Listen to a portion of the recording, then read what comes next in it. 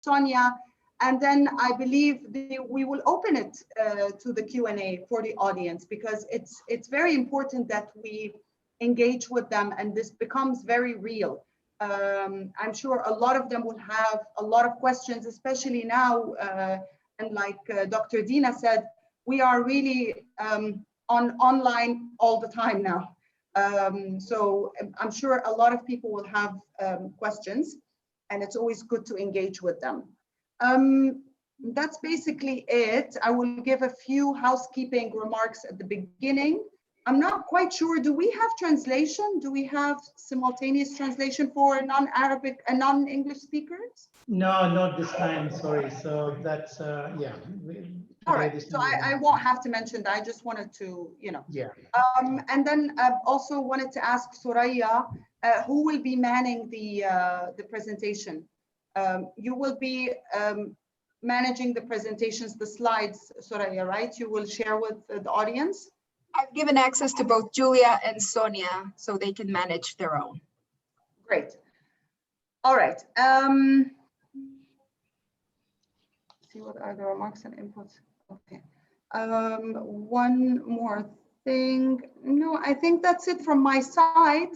And then I will leave the concluding remarks, of course, to our colleagues, Mr. Al-Tayyib.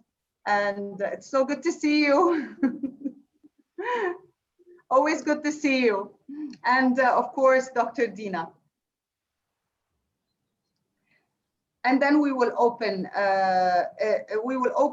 so I just have one question, actually, just, hey, Dina, how are you? So just a quick question. Do you want me to open Q&A and then closing remarks, or would you like to conclude, then we open Q&A, because it's not very clear to me. Have the question answers before the concluding remarks, yeah? Right. Before the Okay. concluding remarks, yeah. And just keep track of the time as well, you know, just seeing how much time there is, yeah. I'm the timekeeper, don't worry, we will conclude on time.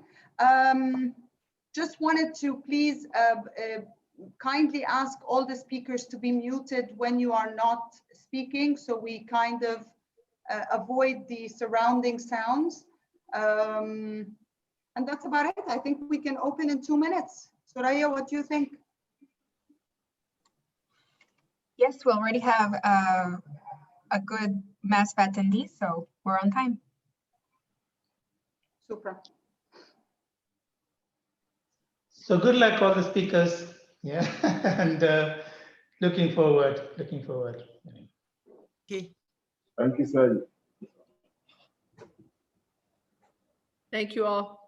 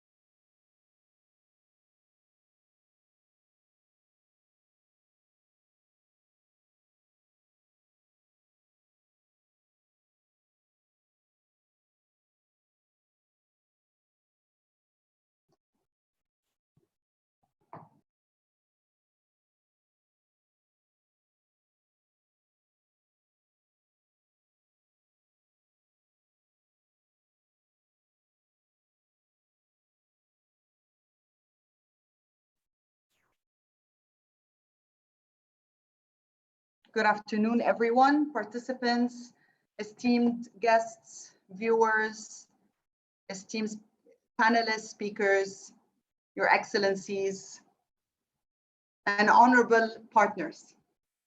Welcome to this webinar. I believe we will give more participants to join, maybe a little bit less than a minute, then we will start.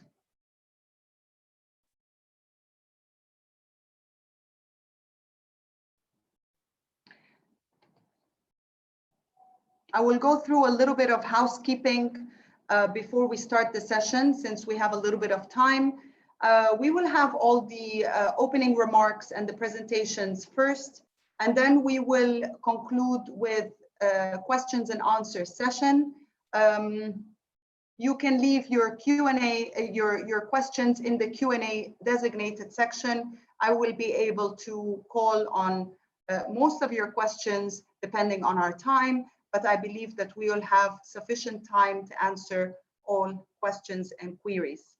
We have very interesting experts today. We have esteemed speakers with us today, and I'm sure there will be questions from the audience.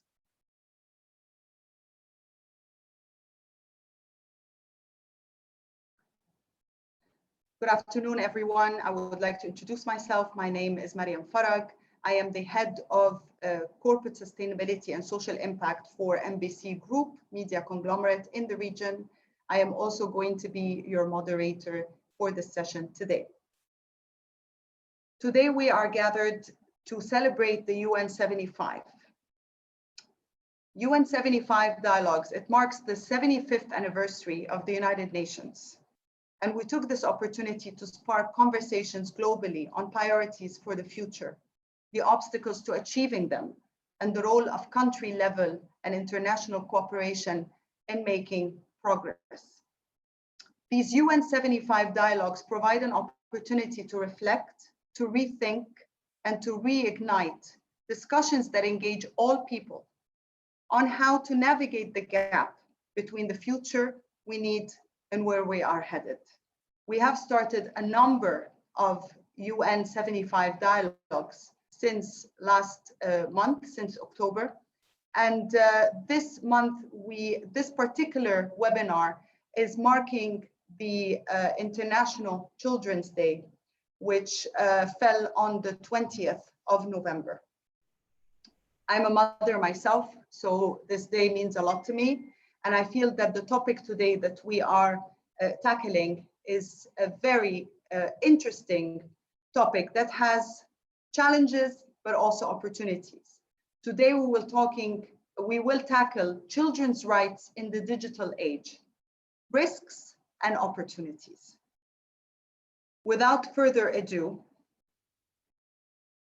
I would like to introduce our first esteemed speaker, Her Excellency Reem Al-Falasi, Secretary General, Supreme Council for Motherhood and Childhood. Your Excellency, the floor is yours. Thank you very much, Mariam. Nice to meet you virtually. Good afternoon, ladies and gentlemen. I'm delighted to take part as a lead partner in this special webinar on online child protection, organized as part of the dialogues and discussions around the 75th anniversary of the UN. My thanks to all those who worked so hard to put this important event together. The issue of child protection is one to which the chairwoman of the United Arab Emirates Supreme Council for Motherhood and Childhood, the mother of the nation, Her Highness Sheikha Fatma bint Mubarak, has devoted much attention. As a direct result of that, the United Arab Emirates has become one of the leading countries in the world in the field of childcare and the protection of children. We are pioneers in efforts to ensure that this important segment of society can enjoy all the rights guaranteed by law without any discrimination. Part of this process is the need for protection of children online. The Supreme Council for Motherhood and Childhood recognizes that online engagement has both positive and negative effects.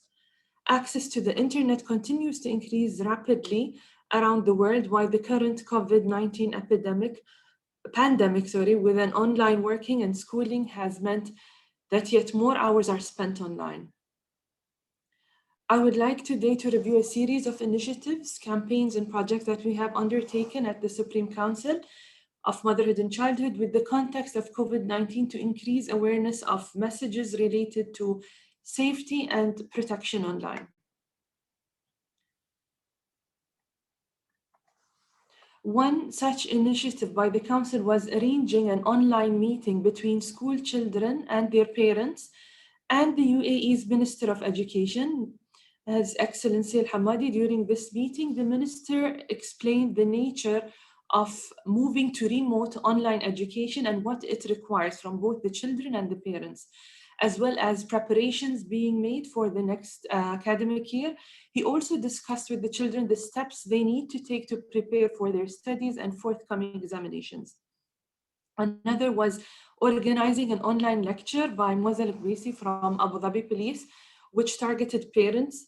During this talk, she spoke about children's rights, the impact of COVID on children, and the measures being taken to protect the children. Another initiative was launching the Golden Balloon Award. It's an initiative by our Children Advisory Council here at the Supreme Council to recognize a child who has donated his savings worth of 100,000 dirhams to support those in need during the pandemic.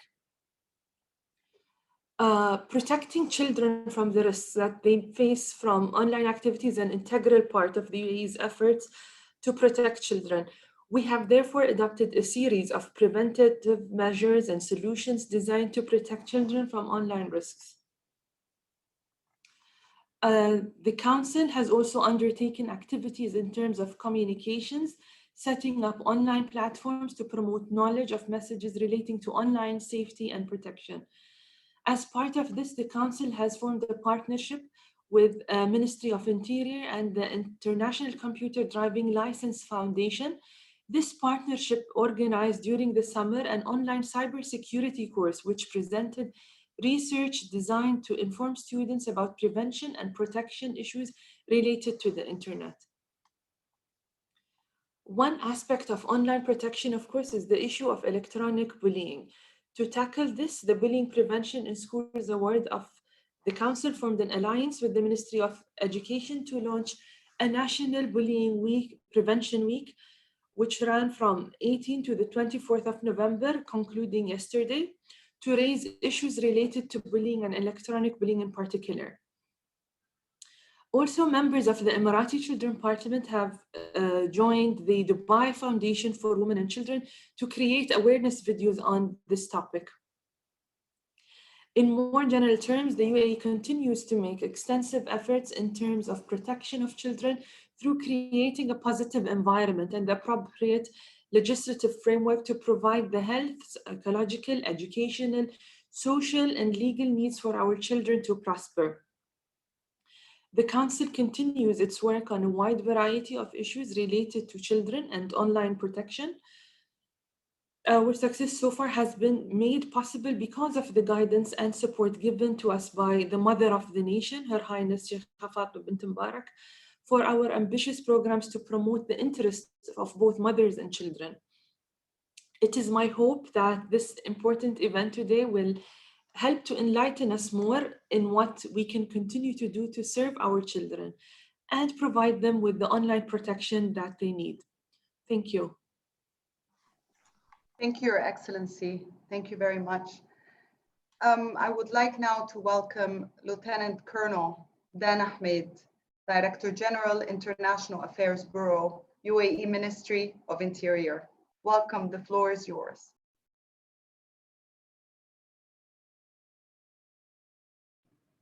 Thank you very much, Mariam, and I'm very honored to be here today at the UN 75th Dialogue. It's a platform I want to use today to discuss children's rights in the digital age, or as I prefer to call it, child dignity online. I would like you to take a moment to recall a negative experience a child has had online, an experience that scared him and made him feel shame and guilt for something that is not his fault. Does everybody know what to do, how to help?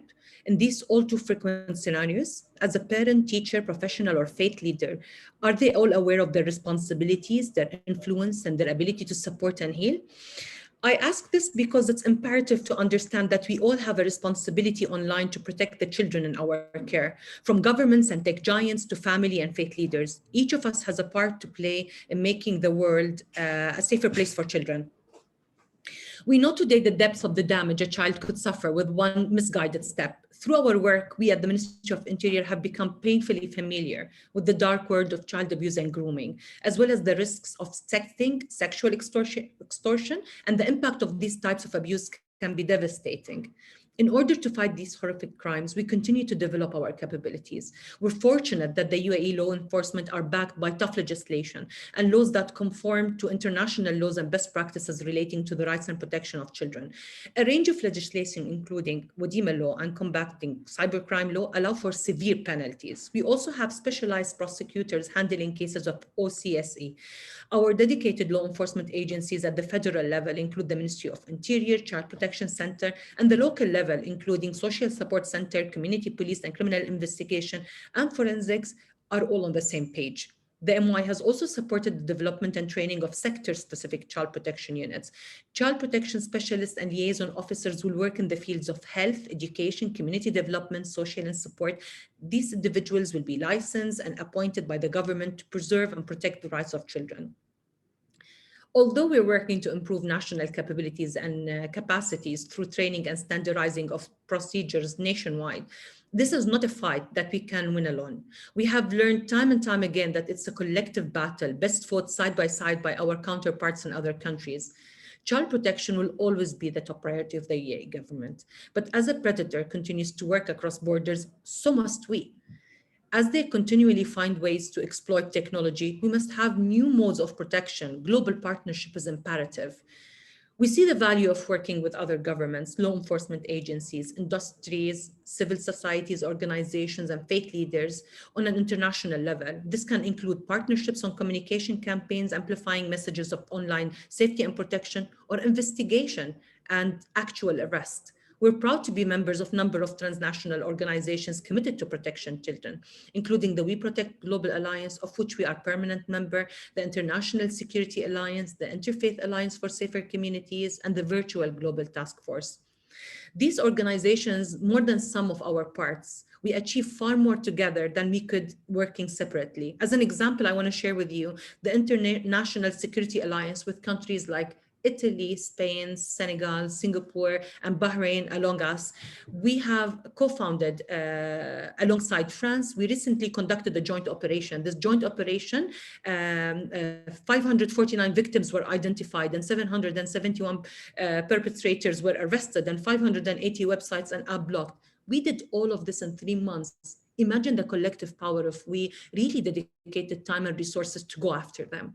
Just this week, we have also entered into a joint partnership with the United Nations Interregional Crime and Justice Research Institute to launch a new project to explore the potential of artificial intelligence to support law enforcement and related authorities to prevent a wide range of forms of violence, exploitation, and abuse.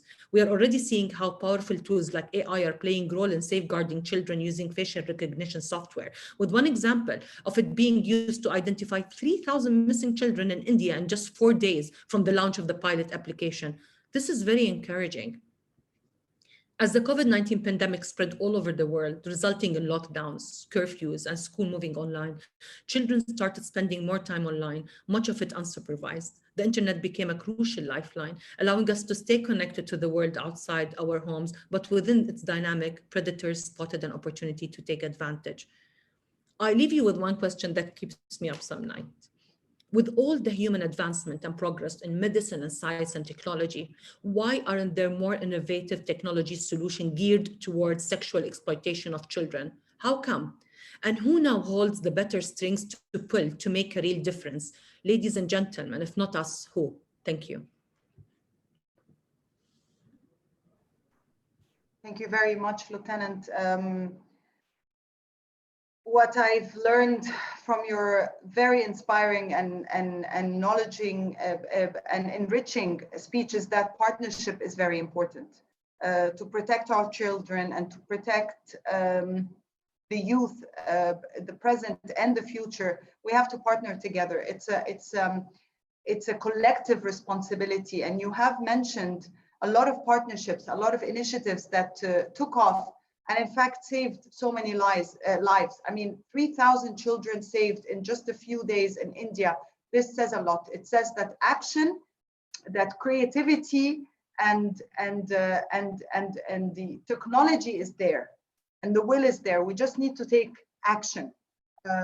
Thank you very much for the speech. It touched me mostly because I feel that this topic has been going on for years and years, and now it's touching the human trafficking of children as well, and especially sexual exploitation. Today we are very lucky to be joined with two external experts that will share with us insights. I will start with Professor Julia, who will talk to us about preventing cyber victimization and cyber crime. Professor Julia Davidson has a long title, but I will say that she is a professor of criminology and UEL director, Institute for Connected Communities, Department of Law and Criminology at the Royal Docks School of Business and Law, University of East London, the School of Information. Welcome, Professor Julia. We're very lucky to have you with us today and look forward to your presentation and look forward to the insights. Thanks very much, Mariam. I'm really honoured to be here. Let me start by sharing my screen with you. This is always a tense moment, but hopefully it will work. Can everybody see that? Great, thank you. Thanks so much. Well, good afternoon, esteemed colleagues and excellencies and participants. I'm really very pleased to have been invited to speak. I've worked extensively with children and child online protection stakeholders in the Middle East since 2010. So it's really good to be invited to this important event celebrating the UN's 75 dialogues. My focus in this talk is on the prevention of cybercrime and child victimization. I want to focus on young people as victims, but also as potential perpetrators from a prevention perspective.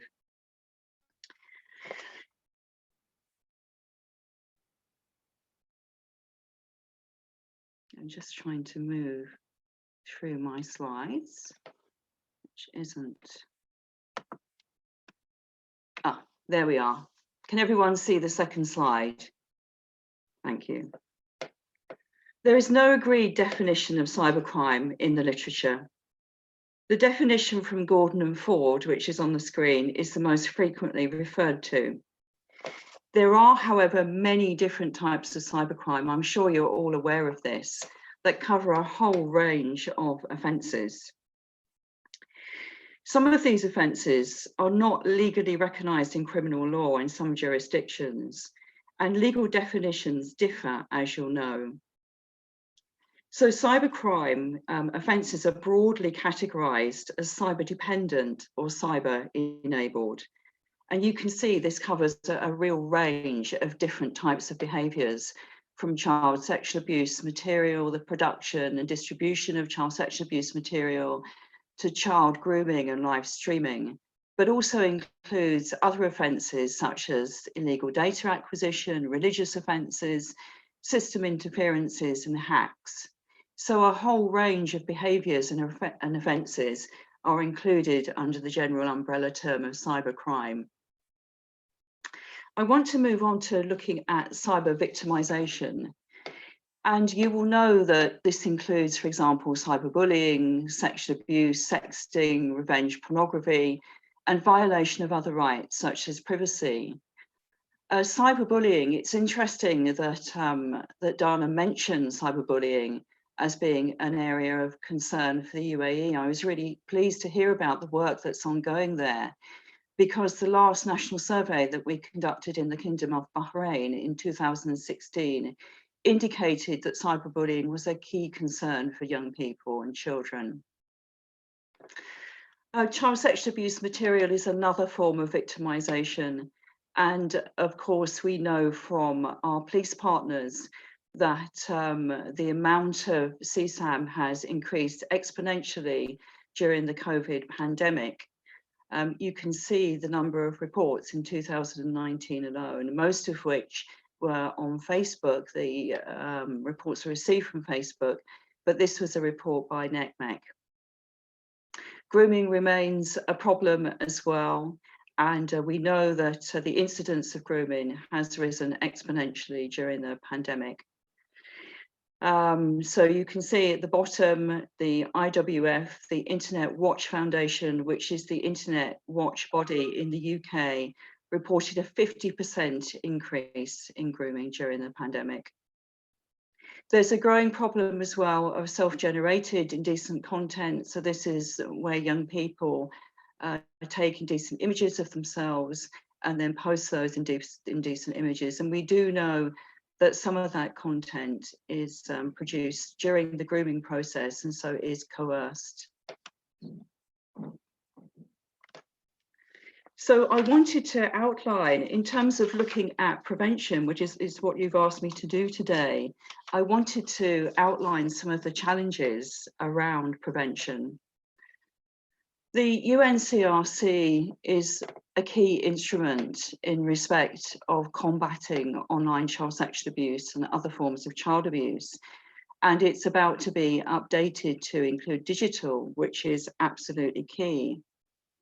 But the problem is that there's no harmonisation in criminal law instruments or non-criminal law instruments across jurisdictions.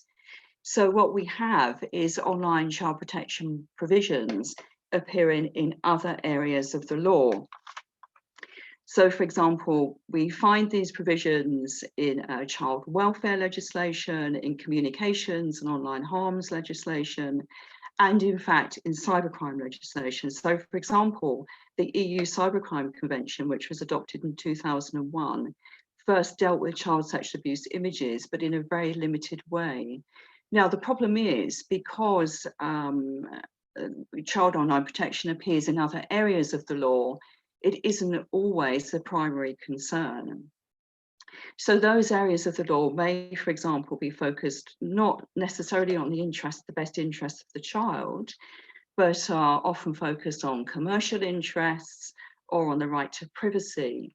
And so sometimes this is to the detriment of child online protection because it becomes pushed aside and the focus is elsewhere.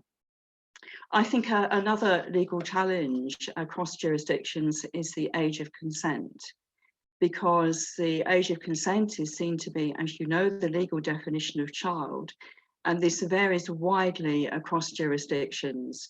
And what this means is that it's very difficult to prosecute, for example, offences such as grooming from one jurisdiction to another, because there's no agreement about the definition of child. Another key area of prevention is the regulation of industry, and this is hotly contested. So in particular, regulating e-commerce and audiovisual media services. And I think the bone of contention here, the issue is often around the risk of the violation of fundamental rights, of the freedom of expression of individuals in particular, and around individual privacy. And also there are national differences in the social, cultural and political constructions of what content is considered to be harmful or not. So for example, some online harassment content is considered harmful in the UK and has been legislated against, but that may not be the case in other jurisdictions. So legal definitions around cybercrime vary widely by jurisdiction, and this is problematic because cybercrime often involves international offending or global offending, as you know. So in terms of the European situation, the legislation on regulation has been particularly cautious and continues to be cautious. And we would argue, those of us working in child online protection, that this can be to the detriment of children. In the UK, an Online Harms Act will be introduced shortly, we hope, which will seek to regulate industry and to make industry much more accountable for the online harms perpetrated within the context of industry.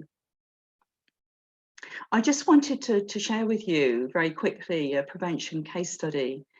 One of my other hats is that I work as an advisor to the EC3, the Europol Cybercrime Centre.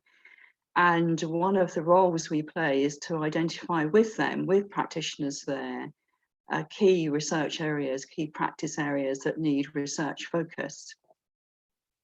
So in 2017, the EC3 identified an urgent need for research because an increasing number of young people were becoming involved in hacking into systems and the systems of major organisations and agencies as well. We had one young person in the UK who hacked into the Pentagon, and these young people are unaware of the consequences. So this young person faced extradition to the US and would have faced a lengthy custodial sentence.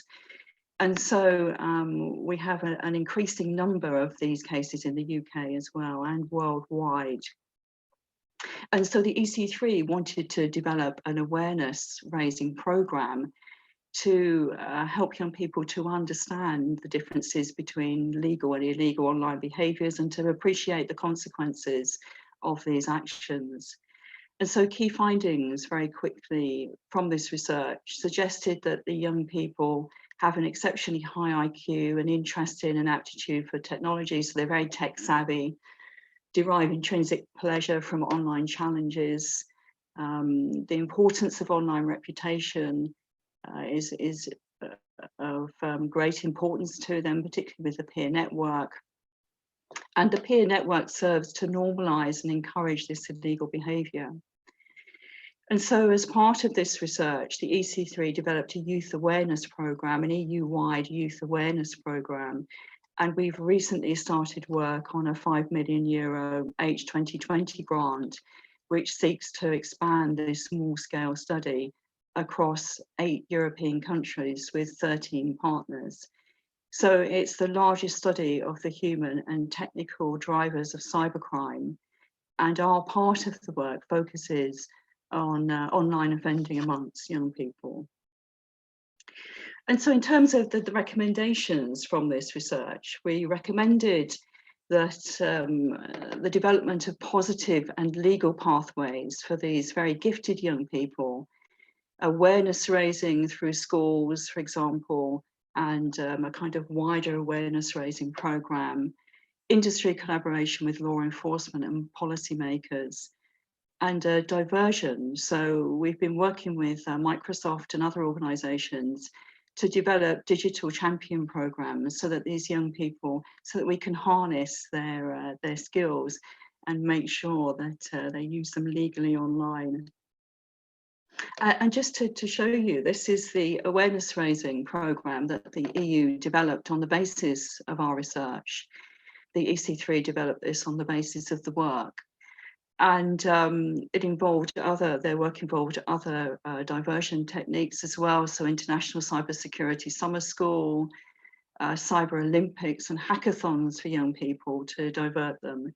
And if you can see the poster here, so what's it going to be? So you have the cybersecurity expert and the cyber criminal, and really just highlighting the different pathways for young people to harness their skills. And that was translated into 9 EU languages. And so just to finish, because I know that that time is short, I wanted to think about prevention broadly speaking, and what are the kind of key components in terms of prevention. Well, I think firstly, robust legal frameworks and harmonisation of legal concepts across jurisdictions. So it's all very well to have instruments such as the UNCRC in place, but they have to be enacted effectively at national level. Industry regulation is also very important in terms of prevention, and as we said, this is a hotly debated area. Awareness raising with young people, parents and teachers remains a key aspect of prevention, as does collaboration with stakeholders, and I know that's been mentioned before. And I think also another point that was mentioned by Dana, which I wanted to leave with, is around safety by design and safety tech. So it's really important to think about the way in which safety features can be built into the technology. And the UK, for example, as do other countries, has a developing safety tech sector. I think we have around 70 companies in the safety tech sector at the moment.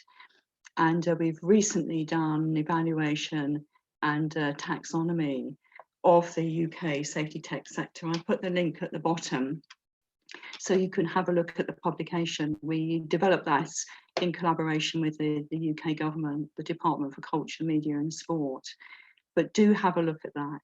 And we're also developing a taxonomy of harms in the context of cognitive development, you know, because it's very important to locate harms and risks in the context of child development, because clearly the kind of risks and harms that children encounter will vary according to their stage of development. And we're working with the UK regulator, soon to be UK regulator, Ofcom, on developing a taxonomy in this area for VSPs. So I think we need a kind of multi-layered approach to prevention. And that is all I have to say, but that's my contact if you want to be in contact, or follow me on Twitter. Thank you, Professor Julia. This was very enlightening, in fact, and I can see a lot of effort has been made so far by different stakeholders. And what we've learned today is that it takes a village, really, not just to raise children, but actually to protect children, because they can be victims of so many you know, inhumane crimes when they are very, very little, super innocent. And one thing I know that really helped a lot over a UAE national effort is one point that you have mentioned actually in the recommendations, which is the raising awareness on a school level for parents, for students, and for teachers. I have seen so many campaigns over the past years. I have a 13-year-old and an almost 11-year-old at school, and the cyber bullying, the cyber crime, the awareness of how to use social media, how not to use social media, and so on, have really inspired us as parents, but also have given the right knowledge and the right awareness to the students. They are more aware, they understand the harm before the opportunity. So I thank you very much for raising these benefits, but also the recommendations that you have. But definitely industry regulation is top of the list, and everyone needs to be on board and everyone needs to be connected on the same legal effort. Thank you, Professor Julia. We will now move to the second presentation from our esteemed expert, tackling children's rights in the digital age, risks and opportunities, because we do believe that there are risks, but there are also opportunities and something positive that come out of the digital age. Professor Sonia Livingston is a professor in the Department of Media and Communications at the London School of Economics and Political Science. Thank you, Professor Sonia, for joining us today and giving us, you know, a presentation that I am sure will also inspire us on a different level. The floor is all yours. Thank you very much indeed, Mariam. And it's very good to be here. I thank you warmly for the invitation. And it's also good to follow Julia Davidson's talk, because I think we often work together and I think our work is indeed complementary. So I'm going to talk today about the work that we've been doing in Global Kids Online, and I'm going to share my screen to explain a little about that. So Global Kids Online, this is our kind of opening slide, and in a way a provocation to say, as we all know, children are going online everywhere, and a lot of the research and a lot of the policy discussion so far has been concentrated in the global north, which is a rather small proportion of the world's population. And really the challenge and the interest for the coming few years must be on taking the research global, thinking more comparatively, recognizing the differences in different countries and different cultures as we try to understand this global phenomenon of children going online. Global Kids Online is a project originally funded by We Protect, which is also part of today's event. And it's a collaboration between myself at the London School of Economics, my colleagues at the UNICEF Office of Research Innocenti in Florence. We build on the work of the EU Kids Online Network, which began a lot of the research within Europe. And it's a partnership project. So it's a partnership with, first and foremost, the UNICEF country offices in different countries, and also with academics and practitioners in different countries. And we're called Global Kids Online. I won't say we cover the globe yet, and particularly we don't yet cover the MENA region, the Middle East region. So it would be very interesting to think how to develop further. We do, however, take very seriously the kind of provocation that 1 in 3 internet users is a child.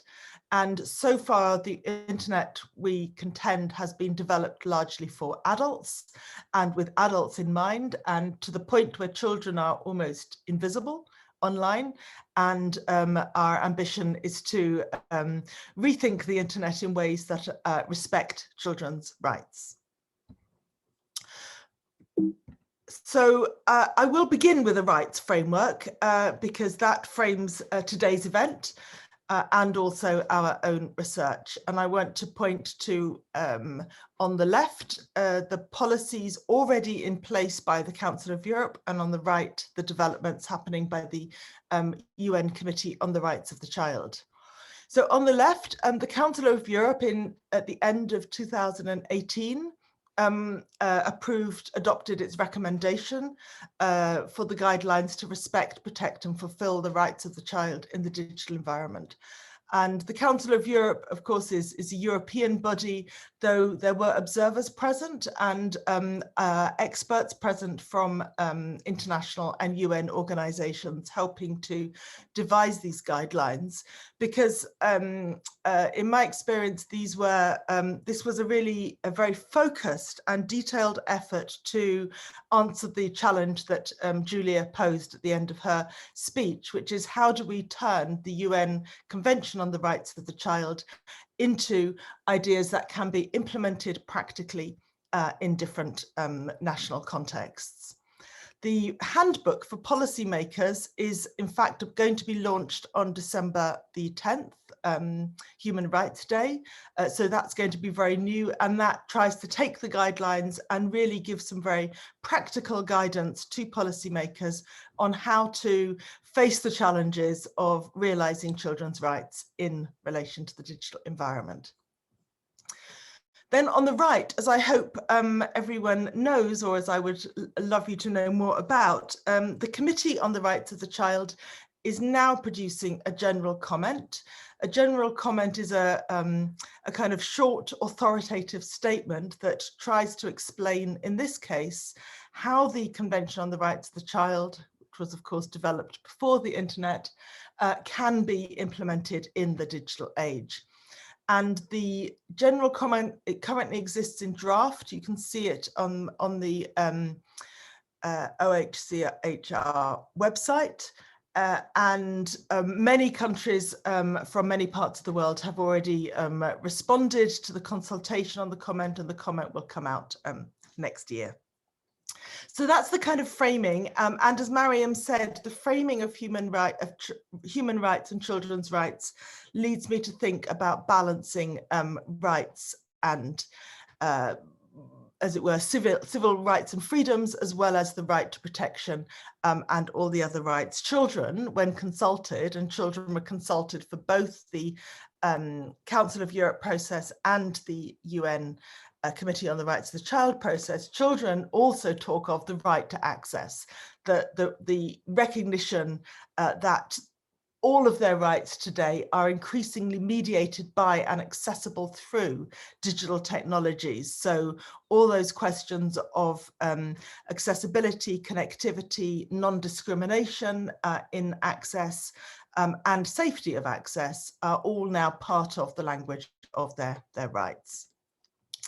So more briefly, after that framing, Global Kids Online is a research project that tries to put an evidence base behind this effort to realise children's rights in the digital environment. And as I said, it's very much a partnership of an international network seeking to develop the evidence to support policy and practice.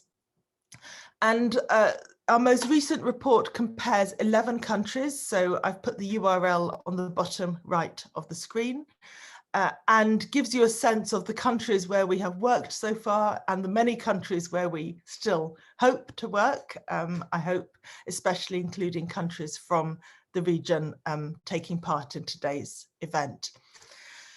But I think that the single quote we've put there, "We grew up with the internet, it's normal for us," I think captures the challenge of trying to think about child protection in a world where for children, the internet is normal, every day, and part of their sense of their opportunities to engage with the world. As you can briefly see from the statistics presented on the screen, I think it's a challenge for many adults to recognize that for children, the digital world means usually through a smartphone or through a mobile phone, at least. It really does mean, it doesn't mean the desktop, it doesn't mean the keyboard in which things can be kind of written and created. It doesn't make for any easy way in which adults can look over the shoulder of the child to keep them safe. It's something of a different environment. It's been really important for everyone participating in Global Kids Online that we think about the opportunities and the risks together. And in fact, our research shows how they do go hand in hand. So we do try to track all the wonderful things that the internet can bring for children. Here are some findings from a range of countries on how children use the internet for schoolwork, for entertainment, for social connection, for news, for content creation, for political participation. And these are all opportunities which are also children's rights, their right to education, their right to expression, their right to civic participation, and so forth. They are also, as you can see, very variable in terms of how many children take up the different opportunities in different countries. And this really is a question of access, education, digital literacy. So in the Global Kids Online project, we think about a kind of ladder of online participation, where children begin at the bottom of this ladder, searching, doing schoolwork, social media, watching videos and so forth, and climbing a kind of ladder in which perhaps the things at the top are the goal, the creativity, the civic engagement, the more kind of specialized activities that the internet is so brilliant for. But what we find is that many children don't get so high up that ladder. And all the inequalities that are familiar to us are very important in limiting how much they can climb that ladder. And one of the interesting dilemmas, of course, for this community is that the more we worry about protection and try to keep children safe, the more we can risk limiting children's access to the internet. When it comes to the risks, we have similar kinds of research, and I just give you some examples here. We do have research on cyberbullying. We do have research on sexual contact. All of these questions are asked directly to children. So we have to take into account very serious ethical and methodological considerations in the questions we ask children directly. But again, you can see that the risks are quite widespread and the risks are in some cases quite significant. So hate speech, for example, is something that many children are exposed to, many children are concerned about. We don't often talk about it, but it matters a lot. And it plays a part, I think, in the story that Julia told also about recruitment into extremism. I offer you a slightly complex slide here, but one I think that makes a really important point. So we ask children about the number of risks that they're exposed to, and we also ask them if they've been upset by something online in the last year. So we call this their report of harm. And we can see from the pattern of countries that there is no inevitable relationship between exposure to risk and exposure to harm, experience of harm. And so some countries, for example, here, Uruguay and South Africa, differ in the amount of risk that children report, but are rather similar in amount of harm. And what that suggests to me is that in Uruguay or Ghana, compared with South Africa, there are more societal protections, perhaps more regulation. That means that children can be exposed to risk which builds resilience without reporting harm. So there are these kind of interesting cases. We can also wonder, for example, if we compare Chile at the top of the graph and Italy at the bottom, these children are exposed to a similar amount of risk, but in Chile, they report more harm. And again, that suggests that there is something in the societal structure in Chile to be considered, perhaps even to learn from what happens in Italy. So by playing with the data, we kind of are able to say something about or point to where the infrastructure of a society really matters.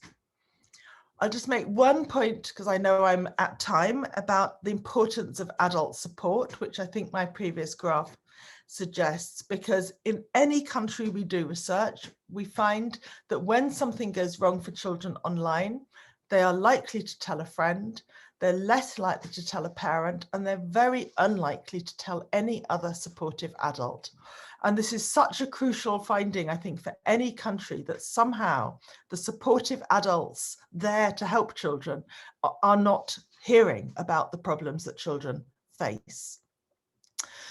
Second point I really want to make from this slide is that we have tried to distinguish the roles of adults, especially parents, in terms of enabling children's digital literacy and resilience by encouraging, discussing, guiding, and their restrictive activities in terms of making rules, setting limits, and banning certain activities. And what we see again in all the countries is that when parents or other adults take a restrictive approach, they can keep children safer, but the children don't get the benefits and they don't develop the skills and resilience. And so the trick, in a way, is to build children's skills and resilience so they can gain the benefits. They might be exposed to the risk, but we hope they can avoid the harm. Okay, one last slide, if I may, and then I'm going to stop, just to say briefly, to point you to the bottom right-hand web link, where we have done an evaluation to show how in different countries states are taking up the findings, sometimes for their regulation of the internet, or the way which they make the internet accessible, and often how they use the internet for educational purposes and to support children's digital literacy. And I would love to see this region added to our map. I will end with our website, just to invite you to visit and see further findings, and also all the tools for the research. And I thank you for your attention.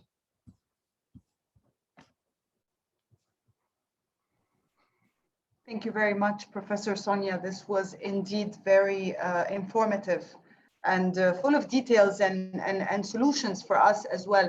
I will now turn to our questions, because we have quite a number of them, and some of them are actually comments as well, just to leave for the panelists and honorable speakers to acknowledge or to take the floor to answer some of them. We have one comment at the beginning that I will leave till the end, but then we have here the EU's e-privacy directive threatens some of the products and services available from the UK safety tech industry by making them illegal. what can be done to prevent this from happening? And I believe perhaps Professor Julia, you would like to take this question. Thank you, Mariam. Yes, and thank you. I think that was from Neil, actually. This is a key issue for us. And really what I was alluding to in my talk as well is that often other areas of the law don't necessarily focus on child online protection in a way that we would want them to do. And, you know, sometimes they introduce initiatives that, that are really problematic. And so the European Electronic Communications Code is actually recital 270 of this code. What the code says is that countries' voluntary measures, the voluntary measures being taken by companies to, for example, detect child sexual abuse material, will be illegal after December of this year. But it is the case that member states can introduce national legislation to allow companies to still use Microsoft PhotoDNA, for example, and other measures which seek CSAM. Microsoft PhotoDNA, I'm sure you're all aware of it, but it's a kind of web crawler that searches for child sexual abuse images. And so this is problematic. And I'm guessing that the people who crafted this particular code were not child online protection specialists or didn't consult with child online protection specialists. And so this is the result. And a number of us have written to the LIBE Committee of the European Union to express our concern about this and to ask them to reconsider. And so far they haven't.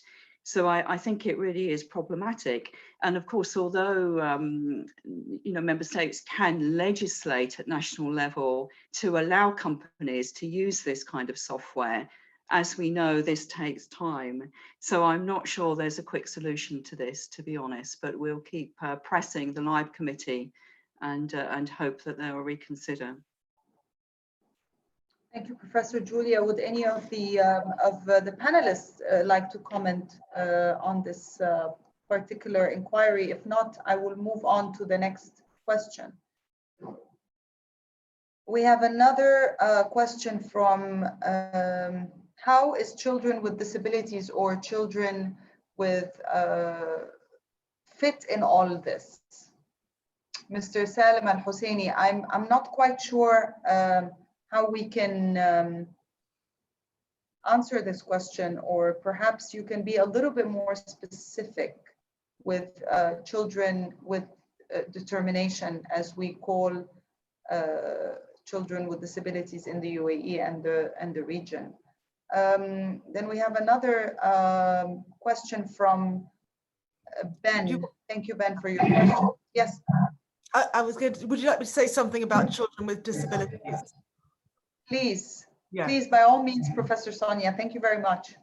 It's coincidentally, in Europe, the Safer Internet Forum is meeting right now, and this is the theme of the event. So in Europe, there has been a lot of thought recently about the particular position of children with disabilities, which are, of course, an incredibly variable and diverse category of children.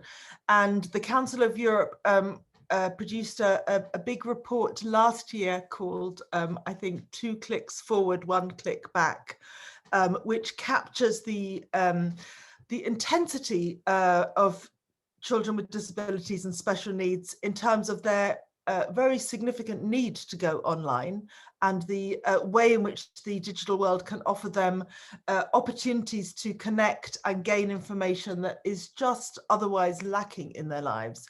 And yet at the same time, they are intensely more at risk, and more often, I know from my own research, they are more often at risk and vulnerable in ways that are not always reached by our kind of generic advice. It's not just, you know, they really may share more personal information. They may be more open to kind of grooming and being led down dangerous pathways. And often they have parents or caregivers who are already struggling with so much of managing their lives that the online world is just another complication. So I think it really must be a priority that any government now takes account of the very different kinds of risks and very different kinds of needs and rights of the diversity of children in its population. And whatever advice we produce for parents, for educators, in terms of regulation, I think this group of children, which is quite sizable, really should be a priority. Any specific, thank you, Professor Sonia. This was very interesting because we have seen over the past decade how technology has really advanced the abilities of children that suffer from regressive learning or other disabilities, and they have really done miracles. And I'm in touch with a lot of the centers that work with special children with special needs here, and technology has really shifted on a whole new level with their mental abilities, but also even their cognitive movements. But any specific recommendations for caregivers, parents, teachers that are working with children with disability online during the digital age that you can share with us? Well, I would say the first thing has to be to consult those children, because they are often very articulate about the importance of the internet for them. And the second thing might be to, in a way, say, ignore the commonplace advice and work out a pattern that is right. So to give an example, young people on the autism spectrum might spend a lot of time online, and normal kind of screen time rules seem inappropriate and unhelpful, because the internet might be a really key way that they can overcome sensory difficulties and maintain connection. But at the same time, they might be particularly vulnerable to abusive approaches from others because of difficulties in interpreting the social situation. And so they need particular guidance there. So I would say whatever the specificity of the disability and special need, think carefully how that intersects with the digital environment and take some advice from the child themselves. Yes, you're absolutely right, Professor. And you made a very significant reference, which is children with autism. It is actually very noticeable. If you work with children with autism, you can see the need of both spectrums. We have another question that I will just go flowing with the questions. Another question for Professor Sonia, but anyone is free to answer. From Neil again, cyberbullying wasn't defined in the UK's online harms white paper. Which definition did you use for cyberbullying in your research? So we can debate the definition of cyberbullying. The researchers and methodologists love this discussion. I won't go down that rabbit hole. I would, what's noticeable about cyberbullying is it's perhaps, along with sexual exploitation, it's one of the most salient concerns in the adult mind. It's commonly reported by children and young people, so it's a real concern, but children don't use that word. Children talk of online aggression, hate. They talk about the drama of peer interaction. They talk about their concerns with their kind of reputation and being included or excluded. You know, there are lots of things they will talk about that are very important, can be very painful, but they don't use that word. So specifically in Global Kids Online, we think over and again in terms of a kind of a pathway model. So we begin by asking children ethically a rather mild question. Has someone said something to you online that was hurtful or nasty? Have you seen explicit or sexual content online? You know, we begin with the question that is kind of ethically more straightforward, but indicates some degree of possible problem. And then if they say yes, then we ask the next questions, you know, who did this? How often did it happen? Was it somebody you knew or somebody you didn't know, and so forth? How did you feel? What was the response? So we take them down the pathway of questions. We actually don't really use the word cyberbullying. We talk about hurtful peer behavior online. And then we can say, how often was this repeated? And how upsetting and problematic was it for the child? And that seems to me more close to the way children themselves talk, and gives us a concrete sense of what's at stake, because there are so many measures and definitions of cyberbullying that we can see estimates in the population between, I don't know, 5% of children and 70% of children being affected. But when you look behind the stats, it's because everyone is measuring it in a different way. Julia and I did this review for the UK government and came up with such varying estimates because of the varying definitions. Yes, if I could just add, I agree with Sonia. You know, I always agree with Sonia. We tend to agree, but absolutely. And I think it's fair to say that it doesn't matter in what country or what jurisdiction children are, that it is a key concern for them. You know, it was very clear from the research we did in Bahrain as well that this was an issue for children. But just to Neil's point, I think it's, if you look at the UK online harms legislation, the forthcoming legislation, we're not seeing cyberbullying explicitly, but we will see online harassment. And so I think, you know, the thinking is that cases could be brought, I guess, under under the harassment, the general harassment legislation, as some are currently. So it's not there explicitly, but I think that cases could still be brought, as I have in the past. Thank you, Professor Julia. We have a general comment from General Nouaf Bousafa. Thank you very much, from the General Department of Human Rights, Dubai Police, which I know are very diligent and extremely attentive to all crimes on the cyber and the digital effect. Respected panelists and attendees, it is a pleasure to attend the UN 75 Dialogue Children's Rights. Children are permanently switched on. For them, there is no distinction between the online and offline world. This is a very, very important comment, and I would like to open the floor to our esteemed panelists to just give your insights on how can we deal with this, because this is a very thin line. Our children are always like this. And it's a, you know, we're talking today about protecting them, but we're also talking about giving them the right to be connected, to be you know, open to this world that I didn't have during my time when I was growing up, and perhaps if I had it, then, you know, different skills would have been acquired. But they are the youth of the digital age. Everything is there. How can we really measure and ensure their safety? And perhaps maybe Lieutenant Colonel Dana could talk about from a legal and government level, but also I'm interested to know from a humane, and what are the watch-outs that we can perhaps be attentive to?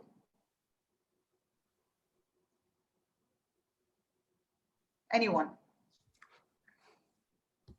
I'm happy to say something first, Mariam.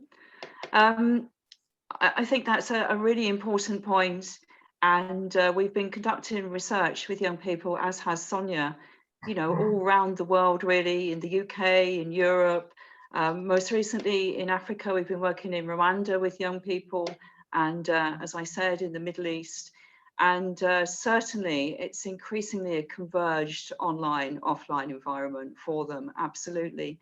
And I think, you know, we have to strike a balance between safeguarding young people and making sure they're digitally aware about some of the pitfalls around risk, for example, and around some of the issues I was talking about before, illegal and legal online behavior. That's an area that really hasn't been focused on in online prevention programs in the past. And given that we're teaching primary school age children to code at the moment, which is actually one step or perhaps two steps away from hacking into systems, you know, it's really essential to be making sure that they're aware. But I think what we don't want to do is to be too dictatorial and too concerned about young people's excessive use, because, you know, I think it's so much a part of their lives that really what we could do is deter them or perhaps push them towards greater use. So it's really important to tread a line between making sure that they're absolutely aware of all of the kind of online risk issues, but also we need to make sure that we enable them to continue to be as you know, as into digital as they have been and as they will continue to be. So very important to find a line between the two, I think.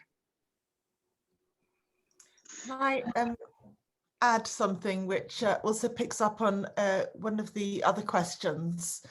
So I can't, yeah. I'm just thinking about, it's not just that children's experience spans the online and the offline in ways that makes it, it's really crucial for adults to try to understand. So if we ask a child, for example, about their friends, an adult still, I think, has in mind that that friend will be a person that might come to the front door and, you know, be kind of seen in person.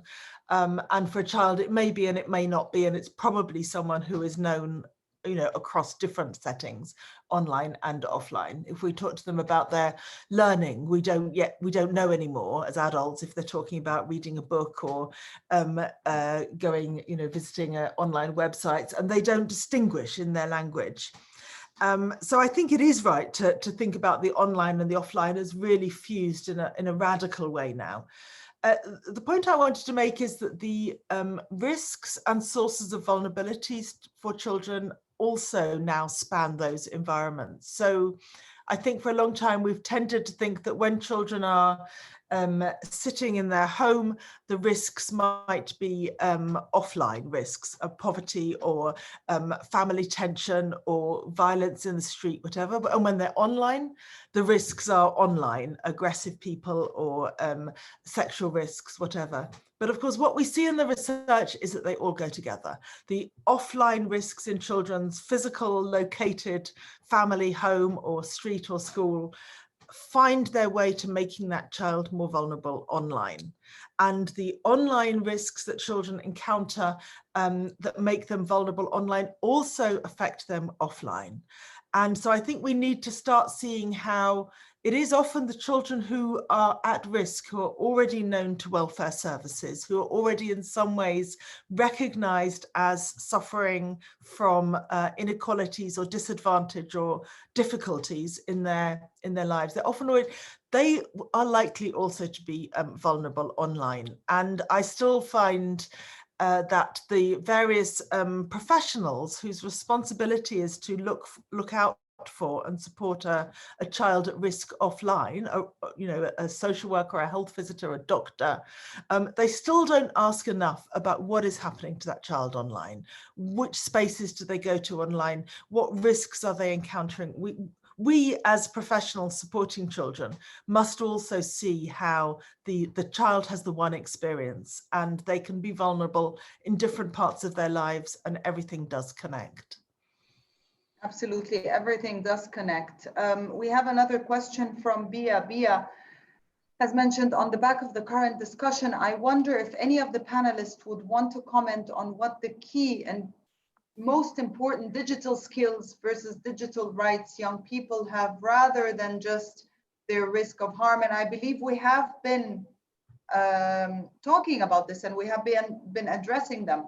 But she's basically asking, what is the most important thing young people should learn from digital age, digital skills? I'm assuming moving forward for career growth, for job creation, for job opportunities in the future.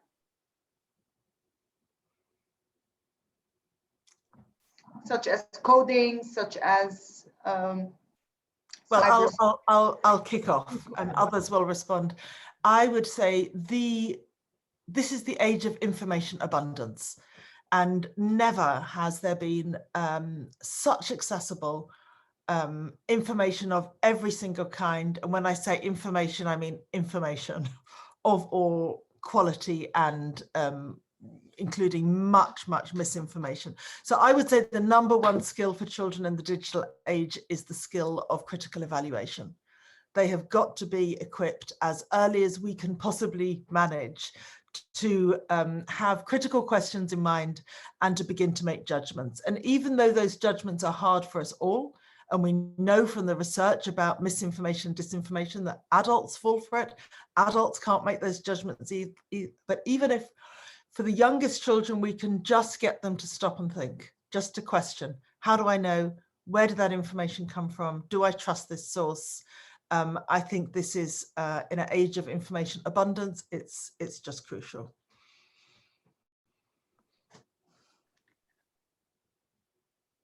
One more question, because I'm very conscious of time. We still have our closing remarks. One more question, and then we'll move forward. How can we support children development of digital citizenship concept from an early age, either as parents or educators? From Mr. Nof Hassanin to Dr. Sonia and others, of course, please feel free to jump in.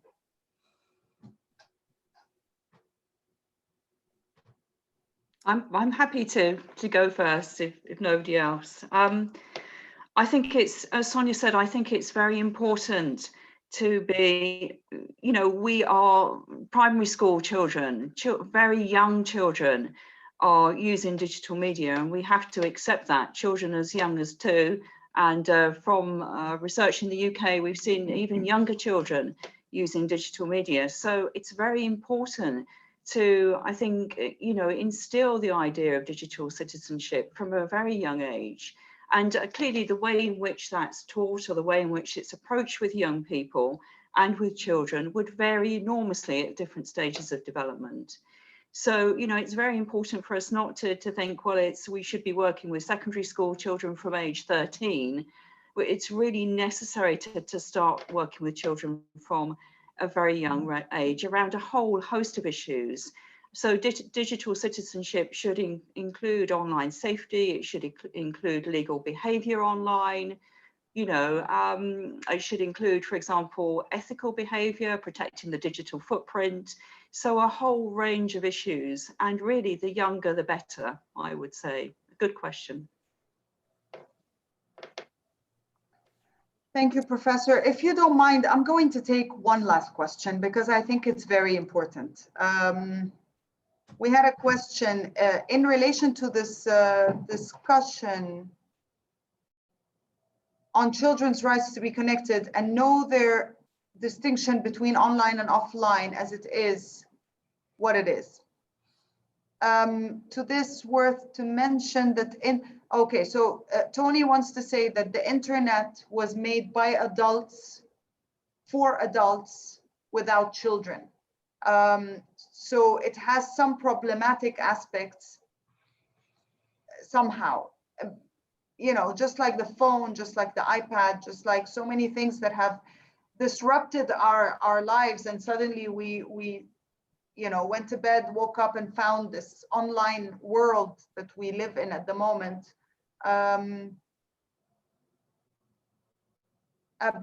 You know, I think he's trying to say that this was made by adults for adults, and somehow now the children are the ones that are suffering the most. How can we address that? But I believe we've already addressed it throughout the webinar, but if you would like to elaborate even more on the regulations and the security. Yeah, I think we could talk a little more about the regulation, and too often I think in these debates we tend to kind of polarize. Either we educate children or we regulate the kind of digital world. I think what we need to move towards is finding ways in which we design the internet to become more differentiated so that there are more clearly child-friendly and child-accessible spaces, or actually public spaces with better, more inclusive norms, and then harder to find, if you like, adult spaces where adult-only activities may be supported depending on the culture, but children don't come across them. And I think we have given too much effort to thinking about how to keep children from the internet, and not enough talk about how to keep child inappropriate activities, adult only activities, away from children. So we need a bit more regulation, just as in our towns and cities, we do allow, depending on culture, but we do create spaces for adult only activities where children cannot enter, but they are few. And for the most part, our towns and cities are for everybody. And that's the mind switch. We're still trying to put children in a little box and then saying the rest of the place can be full of adult craziness and hate and outrageous behavior. We have to reverse it and make our internet spaces more inclusive, more diverse. People are various. Many people don't like this adult only, rather hostile and tough online world that we seem to have created, in which many people actually suffer. And I also believe that as an adult myself, there's such harmful content that I stumble upon sometimes online, and to me as an adult, I do not want to be seeing such content. Yes. Be it, something inappropriate or something extremely harmful for the eye to see, yes, or for the soul to be exposed to. So you're absolutely right, Professor Sonia. We need to reverse the situation here. We need to stop inappropriate content that will not even give us inspiration or teach us anything new. It will not add to us. It will actually take away from us. Yes, and I think I'm not trying to say, I'm not trying to call for censorship or banning it. I'm just trying to say it needs to be clearer to people what kind of activity happens in which spaces. And then we can, have a stronger hand in directing children towards, which spaces are more inclusive. And other activities can happen in other parts of the internet. We don't need to have it like, right here outside our front door, as it were. But it's also to add that it's also the parents, or the caregivers' responsibility to ensure that the children's switch is on when it comes to YouTube, when it comes to Netflix, when it comes to any other platform. There is the adult, the adult version or the children's version. And until we find the better world, the new brave world where we have better content, inspiring content, knowledgeable content, we still need to use those options because we have them. So we need to be extremely attentive to parents. Please watch what your children, their activities online. Be very attentive and direct them in the right direction or the right route, rather than too many hours on the internet for useless use. We need to have hours on the internet for useful and positive impact for our children and our youth. I will thank everybody for their questions, their insights, our speakers, our experts. It has been a wonderful session. In fact, I learned a lot, and I'm sure our participants have learned a lot. I will now leave the floor to our concluding remarks by Mr. Al-Tayyib Adam, Area Representative, UNICEF Gulf Area Office, followed by Dr. Dina Assaf, UN Resident Coordinator, UAE. Mr. Al-Tayyib, the floor is yours. Thank you so very much, very much. Actually, just listening from the beginning, it's been very rich and very, very valuable information. As you said, you learned, but also I thought I learned a lot actually from today's session. Very, very exciting and a lot of information. And just to mention, by the way, also, it was good to mention at the beginning. I mean, we are, of course, celebrating, the UN 75, but also this important session today is coming also on the World Children's Day. So happy World Children's Day to all of us. And I'm glad that also with this this time also are discussing an important issue for children.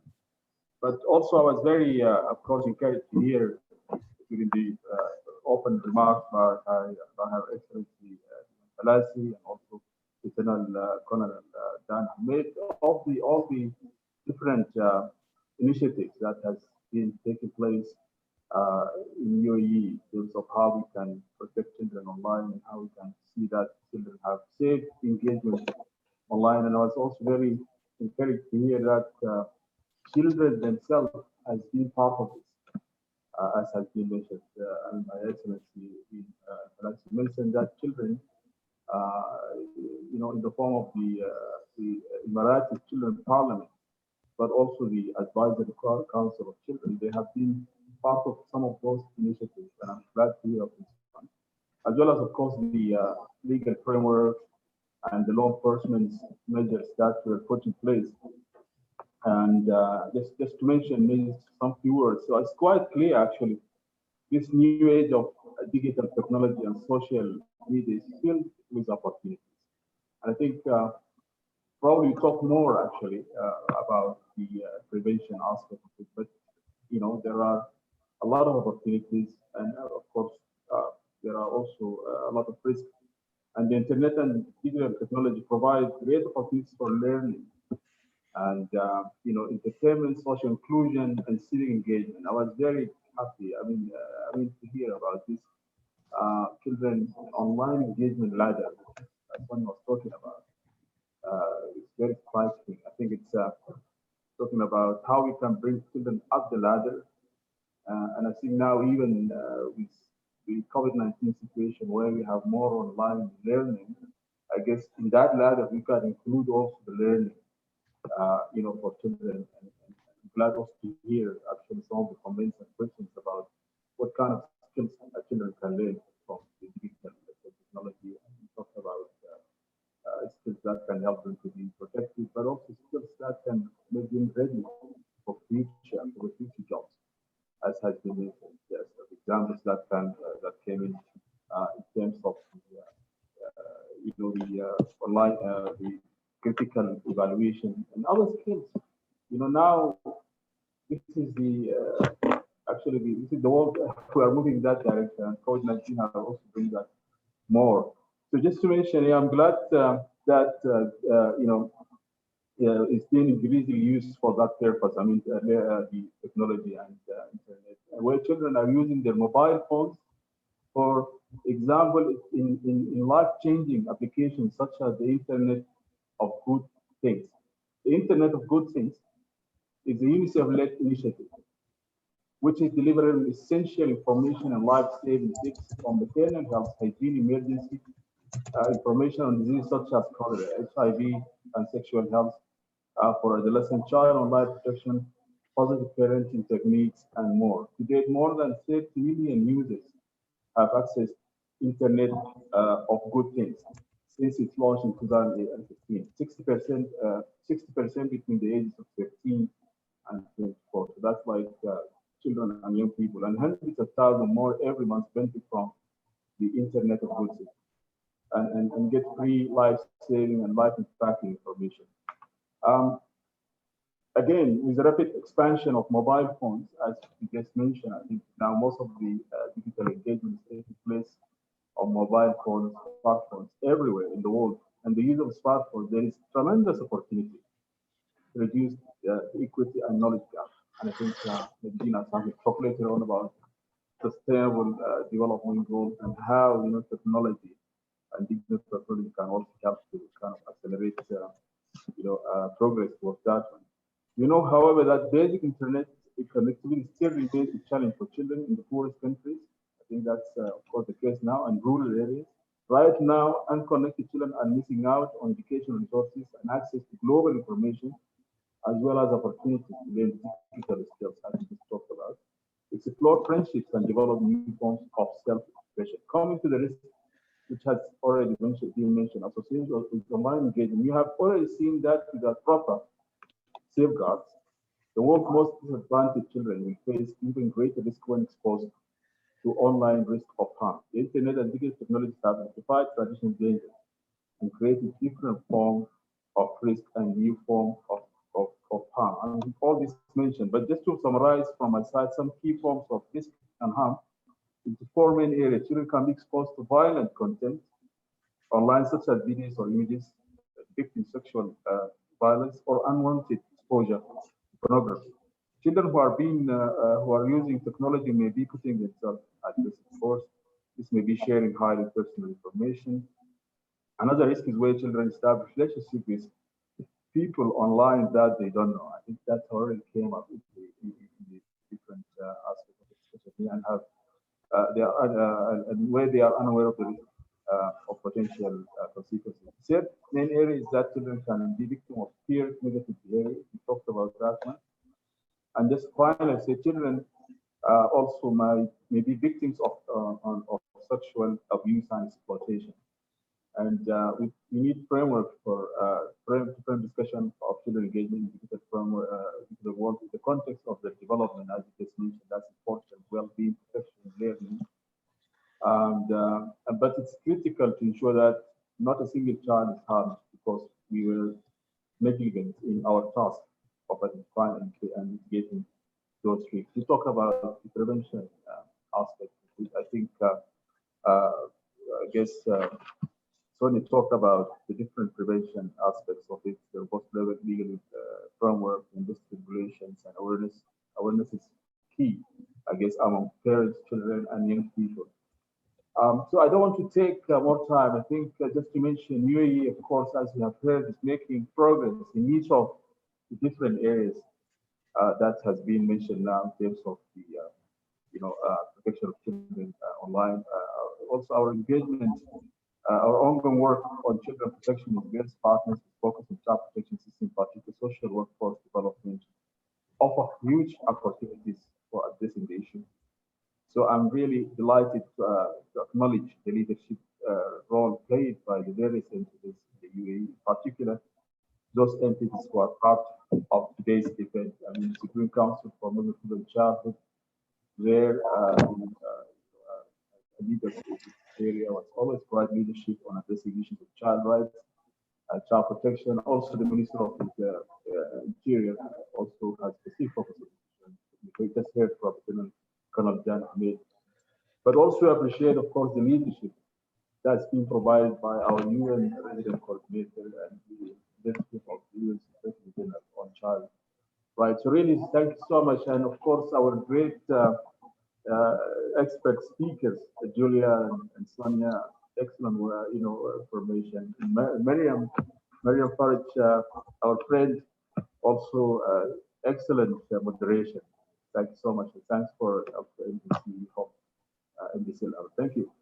Thank you, Mr. Tayyib. Thank you very much. What we've heard today is that post-COVID-19, there are so many children that are out of school because of the pandemic and need the digital connectivity. So as much as we have risks, we also have opportunities to offer the ones that are less privileged, the ones that are stuck internally displaced or residing in refugee camps, the ones that really cannot afford education have the right to education. And this is the opportunity that we can offer them. Dr. Dina Assaf, please, the floor is yours.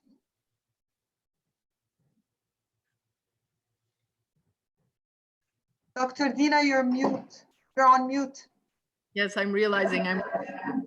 Thank you so much, everyone, and thank you very much for such a great dialogue today. I'm very pleased. So I always start my speeches with excellencies, ladies and gentlemen. So I must say the same. And to all participants, thank you for coming to join us today, especially as Tayyib, thank you again for your closing remarks, indicated that the 20th of November was World Children's Day. So this is, again, a moment in time when we as the United Nations have these days. It helps us to take a moment in time to remember very key issues. And I think today's dialogue was not only timely, but very informative. And the issues of child rights and child protection are important that we've featured them as part of our UN 75 dialogues here. For the sake of our audience and also as part of my concluding remarks, I'd like to indicate that for us, the UN 75 marks the 75th anniversary of the United Nations. And the UN across the globe, including here in the UAE, we've taken this opportunity to initiate conversations in countries around the world on the priorities for the future, as well as obstacles in achieving them. And today we discussed some around this very important topic, as well as the role at the country level and international cooperation in addressing and making progress against them. So again, I think our dialogue today provided us a great opportunity to reflect, rethink, and reignite discussions on this topic. And it's important for us within these dialogues that we engage all people to ensure how to navigate our future and find where we want to be and where we want to go. I hope you'll be able to join us as well in the UN 75 dialogues that we'll be continuing over the next month, meaning into December, and will be advertised through our social media as well as that of MBC Hope. And thank you, Mariam, for the great moderation today and the support of MBC Hope on UN 75 dialogues here in the UAE. Of particular importance for today is the dialogue that we had where, you know, as we've indicated, COVID-19 has brought to the forefront this very primary issue that has been part of our life and the life of our children. But COVID-19 and the pandemic has forced us online. So therefore, children's safety online has become even more important to all of us and has been exacerbated by our current situation. There's various policy briefs that the UN has worked on related to children, especially in this area, which can be found on UNICEF's website. And there's also a policy brief around the impact of COVID-19 on children, which you may be interested in further pursuing for those of you who are interested in these topics. Important to us, of course, is also youth empowerment and child protection overall. And these are areas that the UN looks to further strengthen in all of its work, especially here in the UAE. And the issues related to online engagement, as we've indicated, become a primary part of that engagement. We can't ignore what it means to be a digital society today. And a few other points I'd just like to raise to your attention is that there are various areas of action. And today we talked about many different aspects that I found very informative. And for the audience also to let you know that we have a YouTube channel as the United Nations at the UAE, where this presentation will be posted. Therefore, you can always go back and refer to it, because I think, thank you again to Sonia and Julia for the very informative presentations. There was a lot rich information in those PowerPoints, so you'll be able to refer to them in the future. And we've realized the importance of socialization in this pandemic. And now this socialization has gone online. And it becomes really important to see how we address creatively the engagement of youth online in lieu of the in-person activities that they had before, such as sports and cultural events, etc. But this then adds additional challenges, as we've indicated today. Now in the UAE has shown strong leadership in putting measures to address the impact of COVID-19 and to contain its spread. And in addressing preparations for that recovery, the UAE's new cabinet, appointed in June 2020, also identified specific areas of work related to the economic activity in this country, improving service delivery through digital means by investing in technology production and innovation. And so the UAE has prioritized digital engagement to support the societies here in addressing this pandemic. And therefore, us having this discussion today on a great proportion of our society and how it's impacting them becomes vital.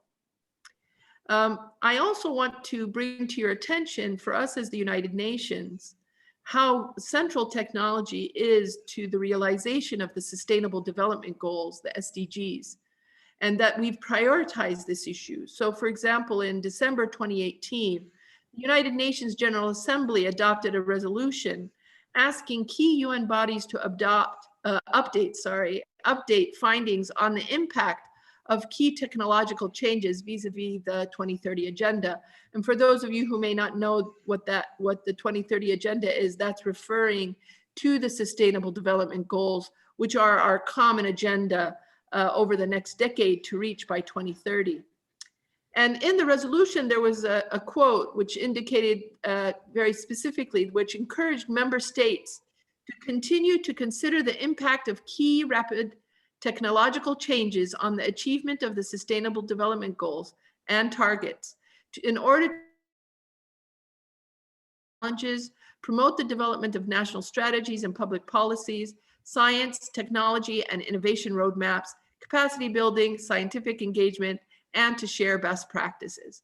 So again, I stress this given the relevance to our discussion today, that within the United Nations and across member states around the world, the issue of technological engagement and how they impact our ability to create the world we want is high on the agenda. Now, to conclude, I would like to say that although technology can have many challenges, the digital world is also, as we know, one of huge opportunities. And in our region, where the internet's penetration is one of the highest in the world, we can't ignore this. So addressing SDG targets in realizing the rights of children, technology is also a tool. And like any other tool, we need to learn how to use it wisely, utilize its potential, and ensure sufficient safeguards. I'd like to also further put my thanks to all who are participating today. I think it's shown a strong partnership across various entities, including the UAE Supreme Council of Motherhood and Childhood, who has been a champion for child rights here in the UAE and has shown time and again that it's able to adapt to the times and address the issues of child rights. So a thank you to the Supreme Council of Motherhood and Childhood, and we look forward to continue working with you. And as well, the UAE Ministry of Interior, I really appreciated also their presentation and how they've displayed strong leadership in addressing issues of online protection. And we look forward to that continued engagement. And from the UN family, UNICEF has enhanced capacity for sustained engagement on child protection. So through these different engagements, we can continue to do this work here in the UAE and continue to build these strong partnerships. It's really important, as I said up front, that one of the UN 75 dialogues focused on an important emerging issue for one of the most vulnerable segments of our society, which are children, and especially children in this digital age. So I call on all of us to work together to ensure our children stay safe, healthy, and happy. And as emphasized in our meeting today, that our children live a dignified life with respect and our protection. So thank you again, everyone, for your participation. Look forward to seeing you in our other events and your work as we move forward. Thank you very much. Over to you, Mariam. Thank you very much, Dr. Dina. I would like to conclude by thanking all panelists, speakers, of course, our audience. We wouldn't have had this successful webinar without your participation and your comments and your questions. Thank you very much. I would like to start by thanking Her Excellency Reem Al-Falasi, Secretary General, Supreme Council for Motherhood and Childhood. Also Lieutenant Colonel Dan Ahmed, Director General, International Affairs Bureau, UAE Ministry of Interior. We do understand that you have a very busy schedule, and I can see you working tirelessly, but also following up on the session throughout the hour and a half. So we do appreciate your time and your efforts and being here and your insights. Thank you very, very much. It's an honor. I would also like to thank our professors, our experts who have given us such great information today. Knowledge have opened our minds and our eyes and our hearts on how to protect our children and the children of the world. Professor Davidson, thank you very much for being with us today. Professor Livingston, thank you very much for being with us today, and thank you for being real and for enlightening us. I would like to thank the UN office in the UAE, and particularly Dr. Dina and her team. And obviously I would like to thank Soraya, because she really worked tirelessly as well on this, on managing this webinar and bringing us all together. Thank you very much, Mr. Saji Thomas and Mr. Al-Tayyib from the UNICEF office in the UAE and in the GCC. Thank you. As we say at MBC Group, we see hope everywhere. And with webinars as such, with the UN 75 dialogues, bringing us all together, discussing the importance of the UN SDG Goal 17, which is partnership, we will continue to see hope everywhere throughout the journey of 2020 and beyond. Thank you very much and have a wonderful day. Thank you. Oh, thank you. I was saying, Mariam, and I was on mute, so I have to say it now. Thank you so much for giving me this opportunity. Thank you, Dina. Thank you. Yes, I didn't realize I was on mute.